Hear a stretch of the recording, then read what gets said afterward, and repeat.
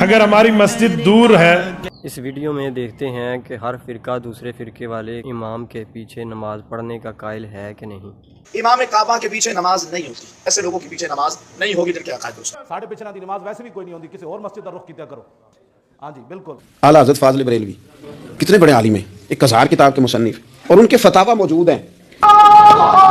چلیے او بھابیاں دی اذان اے کڑا دے اے دسور چلو چلیے مسجد میں نماز پڑھو. میں دوسرے کسی کے پیچھے نماز پڑھنے کا آپ کو جواز کا فتویٰ نہیں دیتا. مکہ معظمہ میں گیا جب حج کے سلسلے میں، عمرہ کے سلسلے میں، تو میں اپنی جماعت الگ کرتا تھا. ایک ساتھ کہنے لگے آپ جماعت الگ کیوں کر رہے ہیں؟ میں کہا میں یہاں حج کرنے آیا ہوں، نماز خراب کرنے نہیں. بس نماز ہر ایک کے پیچھے پڑھیں، مگر ایسے کے پیچھے جو نبی کو مشکل کشا حاضر ناظر سمجھتا ہو، وہ کیونکہ وہ تو شرک کر رہا ہے نا، تو اس کے پیچھے نماز نہیں ہوگی. باقی اہل حدیث کے پیچھے نماز ہو جاتی ہے.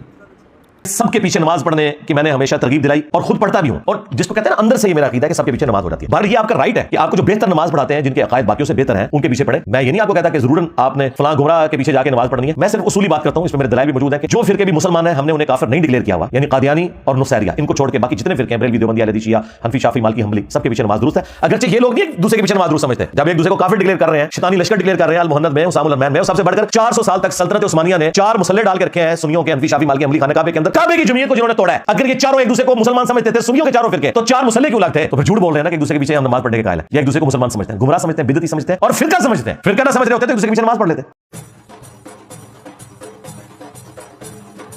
کون سی بات کہیے کون سی بات سمجھ پانے یار فرقوں کی دکانیں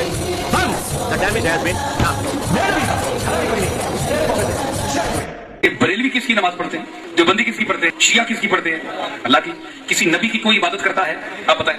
اگر نبی کی کوئی کرتا ہو، کسی ولی کی کرتا ہو، تو پھر تو گروپ بندی کرنی چاہیے. جب سارے اللہ کی عبادت کرتے ہیں.